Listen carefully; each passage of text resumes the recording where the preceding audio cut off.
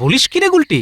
তাহলে মন্ত্রীর কথা মতো বটা ঘটাই এই কাণ্ড ঘটিয়েছে। তাই তো ভাবি, ভোর রাতে মন্ত্রীর বাড়ির পেছনে মাটি কোপানো হচ্ছিল কেন? ঠিক আছে, ভূত দিয়েই মন্ত্রীর ভূত ছাড়াতে হবে। তাই করো দাদু। তোদের কিন্তু একটা কাজ করতে হবে, বুঝলি? কি করতে হবে বলো, আমরা ঠিক করতে পারবো। খুব ভালো। তাহলে অন্য দিকগুলো একটু গুছিয়ে নিয়ে তোদের বলবো। এখন তোরা সব বাড়ি যা। পুজো হবে তো? অবশ্যই হবে। জাঁক জমক করে পুজোর সাথে নরনারায়ণ সেবাও হবে। পুজোর রাতে কৃষ্ণনগরের সকল প্রজারা ভোগের প্রসাদও পাবে। খরচের ব্যাপারটা ভেবে দেখেছেন তো? নিশ্চয়ই ভেবে দেখেছি। আর গোপালের বুদ্ধিমতো প্রতি মাসে রাজকোষে কিছু কিছু করে টাকা জমিয়েও রেখেছি। ভারী আশ্চর্যের ব্যাপার তো, আপনি রাজকোষে টাকা জমালেন আর মন্ত্রী হয়ে আমি সেটা জানতে পারলাম না। তুমি জানলে তো দুদিনেই ওই টাকা ফুরুত করে দিতে। হ্যাঁ, মন্ত্রীমশাই যা হাত টান। খবরদার সভাকবি, মুখ সামলে কথা বলবে বলে দিচ্ছি। এ বাবা, রেগে যাচ্ছেন কেন? আমি তো এমনি এমনি বললাম, দুষ্টু। শোনো, এখন শুধু সবাইকে দায়িত্ব নিয়ে কাজ করার পালা। রাজপণ্ডিত, তোমার ওপর কিন্তু মায়ের পুজোর ভার। আপনি নিশ্চিন্তে থাকুন মহারাজ, মায়ের পুজোর কোনো ত্রুটি হবে না। সেনাপতি, আজ্ঞা করুন মহারাজ। তুমি সামলাবে নরনারায়ণ সেবার দিকটা, আর পুজোর রাতের ভোগের প্রসাদ বিতরণের দায়িত্বে থাকবে গোপাল আর বিজ্ঞানী। রাজবৈদ্য, তুমি থাকবে মণ্ডপ সজ্জার দায়িত্বে। আর আমি কি সামলাবো? তুমি সামলাবে নিজেকে। বিদ্রুপ করছেন মহারাজ? আরে দূর, বিদ্রুপ করব কেন? তুমি আর আমি ঘুরে ঘুরে সব কিছু তদারকি করে বেড়াবো। হ্যাঁ, কাল তোমরা সকলে এসে প্রয়োজন মতো টাকা নিয়ে যেও। হ্যাঁ বাবু, আরেকটু দি। দেবে? তা কি আছে তোমার এই বালতিতে? আগে পাঁঠা। তা কিরকম পাঠা? গাছ পাঠা নাকি মাঠ পাঠা? আগে মাঠ পাঁঠা। তাহলে দাও। আহা, করো কি? বারবার দিতে গেলে তোমার হাত ব্যথা হয়ে যাবে বাপু। তার থেকে পুরো বালতিটাই আমার আসনে বসিয়ে দাও না। হ্যাঁ, পুরো বালতি পাঁঠা। এখন বয়স হয়েছে তাই, না হলে বলতাম গোটা পাঁঠাটাই বসিয়ে দিয়ে যাও। এই খবরদার বলছি, এত মাংস তুমি খাবে না। হ্যাঁ, বিরক্ত করো না গিন্নি, বিরক্ত করো না। ভোজন আর নিদ্রার সময় বিরক্ত করা আমি পছন্দ করি না গিন্নি। তাই বলে এই বয়সে তুমি এক বালতি পাঁঠার মাংস খাবে? হ্যাঁ, আহা, বাধা দিস না মা, বাধা দিস না। জামাই আমার চিরকাল খেতে ভালোবাসে, তাই খেতে দে। ব্যাস হয়ে গেল। শাস্ত্রে বলেছে শাশুড়ি মানে মা, তা মাতৃ আজ্ঞা কি অমান্য করা যায় গিন্নি? দাও ভাই, দাও দাও, পুরো বালতিটাই বসিয়ে দিয়ে যাও। হ্যাঁ,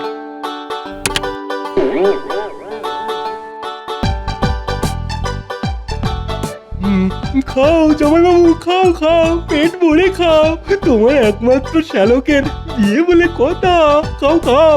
তবে শুধু সামনে কালী পুজো বলে আজকেই চলে যেতে হবে, না হলে আরো কটা দিন থেকে দেখিয়ে দিয়ে যেতাম ভোজ খাওয়া কাকে বলে। আজকেই চলে যেতে হবে? সে আবার কি? হ্যাঁ রে ভাই, হ্যাঁ, আজকেই চলে যেতে হবে। রাজবাড়ির পুজো বলে কথা, মহারাজ ওর ওপর কত দায়িত্ব দিয়েছেন। কালী পুজোতে তোকেও কিন্তু আসতে হবে আমাদের বাড়িতে। আমাদের কৃষ্ণনগরে কত ধুমধাম করে পুজো হয়, নরনারায়ণ সেবা হয়। আসিস কিন্তু। লোকমুখে শুনেছি বটে। নতুন বউকে নিয়ে এবারে কিন্তু তোকেও আসতে হবে। হ্যাঁ, একেবারে ভাই ফোঁটা সেরে ফিরবি খন। হ্যাঁ, ঠিক আছে, সে না হয় দেখা যাবে। ও জামাইবাবু, তুমি এখন খাও তো, খাও। হ্যাঁ হ্যাঁ, খাচ্ছি।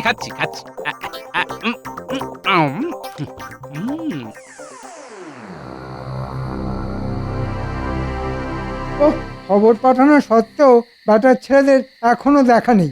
এসে গেছি মন্ত্রী মশাই। এত দেরি করলি কেন? হ্যাঁ, দিন সব লাট সাহেব বনে যাচ্ছিস না? লাট সাহেব কি খুব বড় কোনো সাহেব?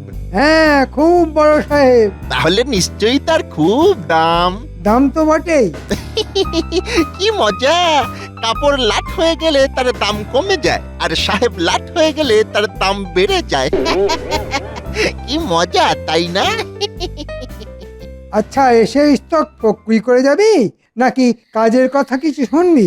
হ্যাঁ, সে তো শুনবই। কিরে ঘটা, শুনবি না? হ্যাঁ হ্যাঁ হ্যাঁ, শুনবই তো। এবারে কাজটা কিন্তু খুব কঠিন, আচ্ছা, আজ অব্দি কোন সোজা কাজটা আপনি আমাদের দিয়েছেন শুনি? কিন্তু এই কাজটা আগের সব কাজের থেকে আলাদা। করতে পারলে কিন্তু মোটা বকশিস পাবি। এ তো আপনি বরাবরই বলেন, কিন্তু কাজ হয়ে গেলে আমাদের কপালে জোটে লবডঙ্কা। হ্যাঁ? না না, এবারে আর সেসব কিছু হবে না। কাজ করবি, হাতে হাতে পয়সা পাবি। ঠিক আছে, বলুন বলুন কি করতে হবে বলুন। বাবা, এ তো খুব ঝঞ্ঝাটের কাজ। ঝঞ্ঝাট তো বটে, তবে কষ্ট না করলে কে আর কেষ্ট পায় বল।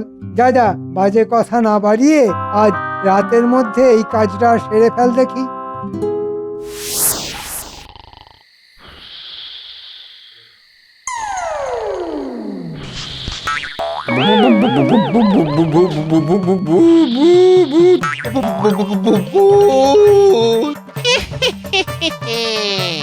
এই দুজনকে আজ খাবো। আরে বটকে রক্ত শুষে খাবো। ওরে ওরে বাবারে, ওরে বাবারে, ওরে বাবারে।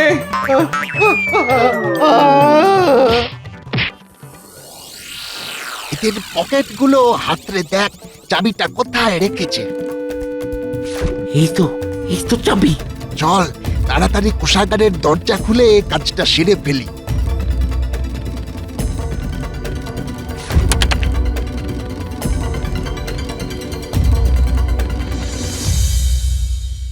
ধুর, সব হয়েছে তোমার জন্য।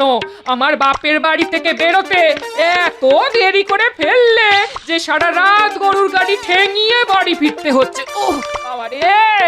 আচ্ছা, এতে আমার দোষটা দেখলে কোথায়?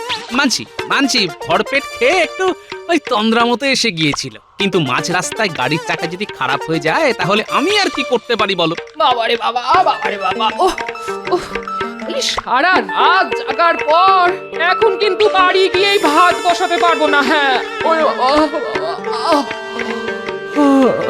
ঠিক আছে, রান্না করতে হবে না, ওই মুড়ি আর দই দিয়ে ফলার করবো। এই মন্ত্রী মশাইয়ের বাড়ির পিছনে কারা যেন মাটি কোপাচ্ছে না? না, নেমে একবার দেখতে হচ্ছে। খবরদার গাড়ি থেকে নামবে না বলছি। কে কার মাটি কোপাচ্ছে তাতে তোমার কি? হ্যাঁ, যেমন বসে আছো চুপটি করে বসে থাকো।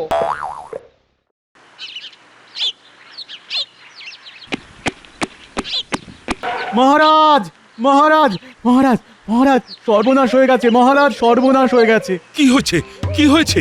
রোজকার মতো আজ সকালে কোষাগারের সামনে টহল দিতে গিয়ে দেখি কোষাগারের দরজা খোলা, আর গত রাতে রক্ষীরা কোষাগারের দরজার সামনে অজ্ঞান হয়ে পড়ে আছে। সে কি? চলো তো দেখি। দেখুন মহারাজ, দেখুন। যাও, শিগগিরই জল এনে এদের চোখে মুখে ছেটাও।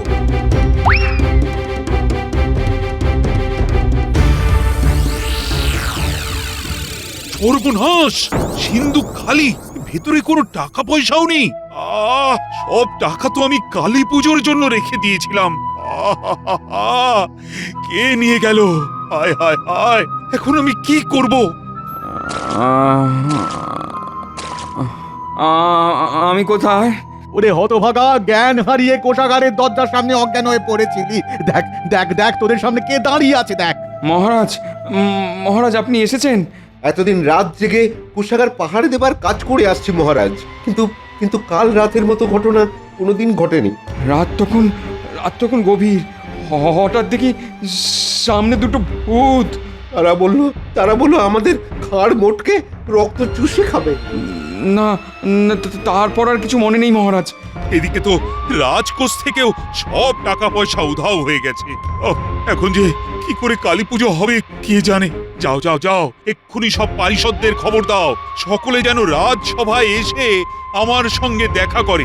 ও হ্যাঁ, আরেকবার গোপালের বাড়িও ঘুরে যাও। ও যদি শ্বশুর বাড়ি থেকে এসে থাকে তাহলে ওকেও ডেকে এনো। যথা আজ্ঞা মহারাজ।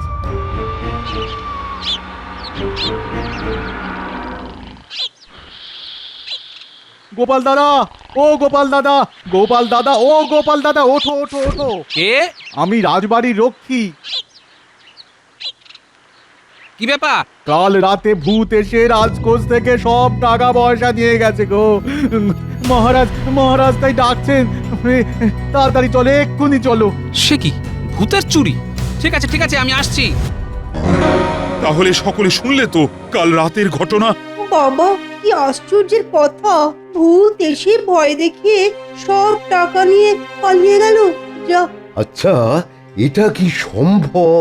কেন সম্ভব নয়? আমরা তো সকলেই জানি কালী পুজোর আগে এই ধরাধামে ভূতের আগমন হয়। হয়তো সেই রকম কোনো ভূত এসেছিল কাল রাতে। তর্কের খাতিরে যদি মেনেও নেওয়া যায় যে ভূত এসেছিল, ঠিক আছে, কিন্তু তারা টাকা পয়সা চুরি করতে কেন যাবে? হ্যাঁ, ভূতের তো আর টাকা পয়সার দরকার হয় না। আচ্ছা, ভূতে মানুষের ঘাড় মোটকে মেরে দেয় কেন?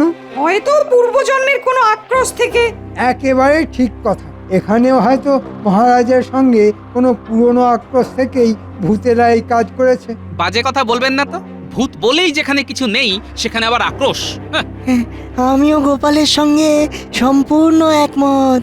ভূত বলে কিচ্ছু হয় না, এই সমস্তই হলো অজ্ঞতা আর কুসংস্কারের ফল। হ্যাঁ, আমি কিন্তু প্রমাণ করে দিতে পারি ভূত আছে। হ্যাঁ, সত্যিই আছে। হ্যাঁ, তুমি প্রমাণ করে দিতে পারবে? পারবো মহারাজ। আমি অনেক দিন ভূত নিয়ে চর্চা করেছি, বহুবার আত্মাকে আহ্বান করে মাটিতে নামিয়ে এনেছি। মন্ত্রী মশাই মনে হচ্ছে চুরি থেকে বিষয়টা ইচ্ছে করেই ভূতের দিকে টেনে নিয়ে যাচ্ছে। তা কোন প্রেতাত্মাকে নামিয়ে এনেছিলেন শুনি? বাবা, তিনি যে সে ব্যক্তি নন, তিনি হলেন আমার নিজের জ্যাঠামশাই। জ্যাঠামশাই? তোমার নিজের জ্যাঠামশাই? হ্যাঁ মহারাজ, তিনি আমার নিজের জ্যাঠামশাই। আমার খুব অল্প বয়সে তিনি মারা গেলেও তার চেহারাটা খুব ভালো করে মনে আছে আমার। তাই নাকি? তা কিরকম দেখতে ছিলেন তিনি? কিরকম হবে? ওই সকলে যেমন হয়, তবে তবে একটু মোটা সোটা ছিলেন। এই আমার মতো মোটা? না না, তোমার মতো নয়, তোমার মতো নয়। তাহলে কার মতো? ওই অনেকটা কার মতো যেন, হ্যাঁ হ্যাঁ হ্যাঁ, ওই ভোলা ময়রার মতো। তাহলে একবার আহ্বান করে আপনার জ্যাঠার আত্মাকে মাটিতে নামিয়ে আনুন। তখন তার কাছ থেকে জেনে নেওয়া যাবে কালকে চুরিটা কে করেছে, মানুষের না ভূতে। খুব ভালো প্রস্তাব। মন্ত্রী মশাইয়ের জ্যাঠামশাই যখন, তখন নিশ্চয়ই ওই ভালো ভূতই হবেন। আর আমি শুনেছি ভালো ভূতেরা এইসব ব্যাপারে ওই জ্যান্ত মানুষকে সাহায্য করে। হ্যাঁ, ঠিক আছে ঠিক আছে, তাহলে কালী পুজোর আগেই আহ্বান করো তোমার জ্যাঠামশায়ের আত্মাকে। তার সাহায্যে নিশ্চয়ই ধরা পড়বে চোর। কিন্তু মহারাজ, বিদেহী আত্মার আগমনের জন্য একটা ভৌতিক পরিবেশ আর একটা মাধ্যম দরকার হয়। আমাদের রাজ্যের দক্ষিণ দিকের জঙ্গলের মধ্যে একটা বড় বাড়ি আছে। আমার মনে হয় ওর থেকে ভৌতিক পরিবেশ আর কোথাও পাবে না। আর মাধ্যম? চিন্তা করবে না, আমি না হয় মাধ্যম হব। এই, আমরা লুকোলাম। নীলপুটি, ধর দেখি আমাদের।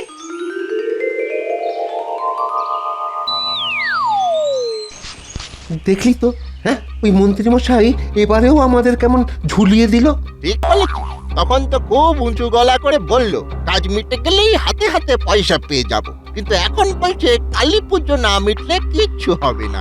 বোঝো শনি, এই জন্যই না ওই মন্ত্রী মশাইয়ের কাজ করতে একেবারে ইচ্ছে করে না। ভূত সেজে রাজকোষ থেকে টাকা হাতালাম, রাতের অন্ধকারে মাটি কুপিয়ে সেই টাকা পয়সা মাটিতে পুঁতে রাখলাম। কোদাল চালিয়ে হাত ব্যথা হয়ে গেল, অথচ এই হাতটাই আজ খালি।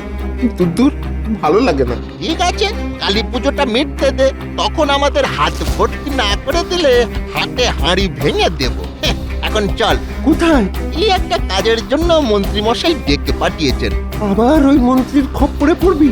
না না, এবার আর খপ্পরে পড়বো না। আগে নগদ নারায়ণ, পরে কাজ।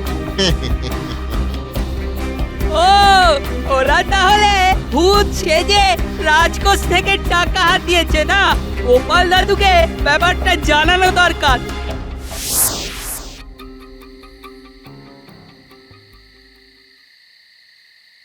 বলিস কি রে গুলটি?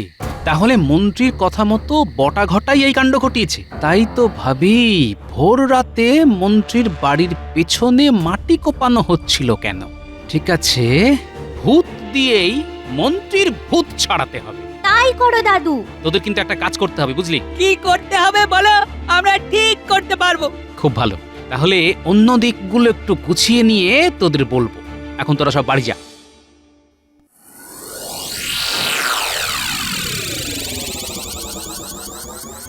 কি গো গোপাল, কিছু কিনবে নাকি? না গো, কিছু কিনতে আসিনি, তোমাকে একটা কথা বলতে এসেছি। বলো বলো। না, এখানে প্রকাশ্যে এমন ভাবে বলা যাবে না, একটু আড়ালে বলতে হবে। চলো তাহলে ওই দোকানের ভিতর গিয়ে বসি। কালই ভূতের ব্যাপারটা মিটিয়ে ফেলতে হবে। এমন ভাবে ব্যাপারটা সাজাবো যাতে সকলের মনে হয় ভূত এসেই টাকা নিয়ে পালিয়ে গেছে। নেপথ্যের আসল ব্যাপারটা কেউ বুঝতেও পারবে না।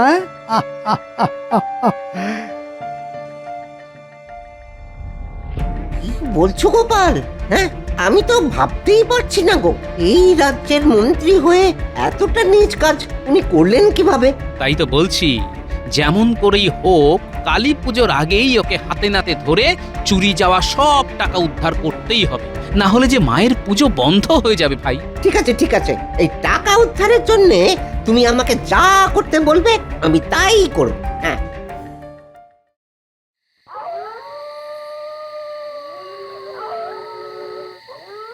অং হেং ব্রেং ক্রেং ক্রেং ভূতং প্রেতং ব্রহ্মদাত্রী ফট। এসে যাও জ্যাঠামশাই ঝটপট। বাবা, কি মন্তরের ঘটা! ও জ্যাঠামশাই এসে গেছো? এখন বিজ্ঞানীর দেহে ভর করো। এবার বটা ভাঙা জানলার ওপাশ থেকে নাকি সুরে কথা বললেই ব্যাস কেল্লা ফতে।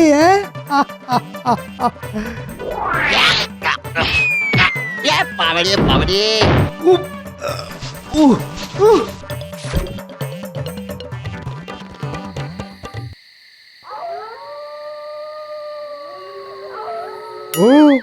জ্যাঠামশাই এসেই যখন গেছো তখন কথা বলো। বিজ্ঞানীর মুখ দিয়ে বলো কে চুরি করেছিল বলো। ভুতুড়ে পরিবেশ তৈরি করার জন্যে বটা ঘটা আবার ধোঁয়া দিচ্ছে। বাহ বাহ, ব্যাটাদের বুদ্ধি আছে দেখছি। এসো জ্যাঠামশাই এসো, এই বিজ্ঞানীর দেহে প্রবেশ করো। হতচ্ছাড়াদের বাড়াবাড়িটা একবার দেখেছো? বলেছিলাম জানলার ওপাশ থেকে নাকি সুরে কথা বলতে, তা না একেবারে ঘরের মধ্যে এসে দাঁড়ালো। এ কি জ্যাঠামশাই, কোনো শরীরকে মাধ্যম না করে একেবারে সরাসরি চলে এলে যে।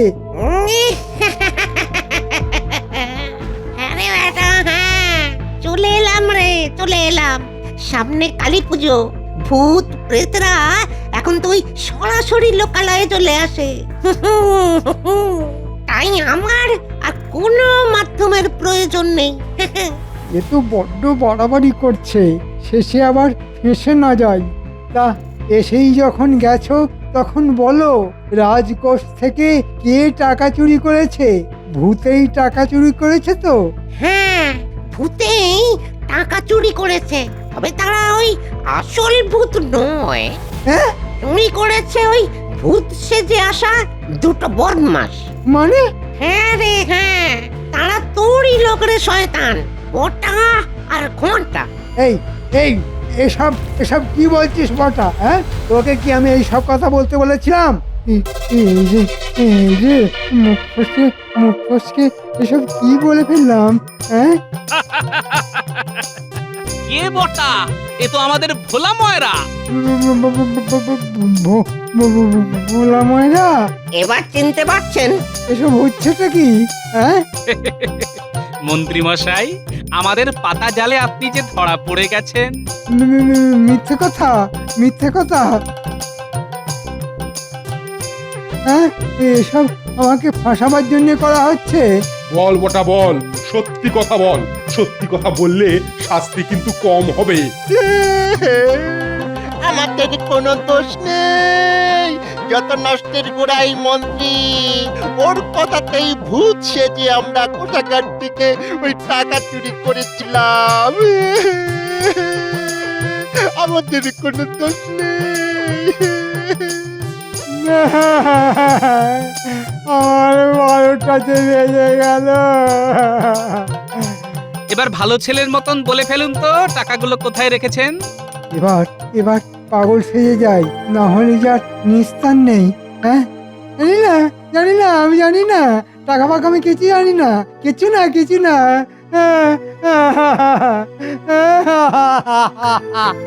জানেন না তো, কিন্তু আমি জানি আপনার বাড়ির পেছন দিকে মাটির তলায় পুঁতে রাখা আছে। মহারাজ, আমার মনে হয় মাটি খুঁড়লেই সব টাকা পাওয়া যাবে, আর সেই টাকা দিয়ে খুব জাঁক করে মা কালীর পুজো হবে। গোপাল, তোমার জন্যই এবারও ধুমধাম করে মায়ের পুজো হবে। সকলে পেট পুড়ে মায়ের প্রসাদ খাবে। আমাদের কিন্তু পেট পুড়ে মন্ডা খাওয়াতে হবে মহারাজ। আরে তোরা আবার কোথা থেকে এলি? বারে গোপাল দাদুর কথা মতো ভুতুড়ে পরিবেশ তৈরি করার জন্য আমরাই তো জানলার ওপাশ থেকে ধোঁয়া দিচ্ছিলাম। আমিও যা করেছি সব ওই গোপালের কথায়। হ্যাঁ, গোপালই আমাকে ওই আড়াল থেকে বটা ঘটার উপর নজর রাখতে বলেছিল। সত্যি গোপাল, তোমার বুদ্ধির কোনো তুলনা নেই। চলো চলো তাহলে সকলে এবার ফেরা যাক। আমাদের কি হবে মহারাজ? তোরা দুই হতভাগা আর মন্ত্রী থাকবি কারাগারে। সেনাপতি, এদের কারাগারে নিয়ে চলো।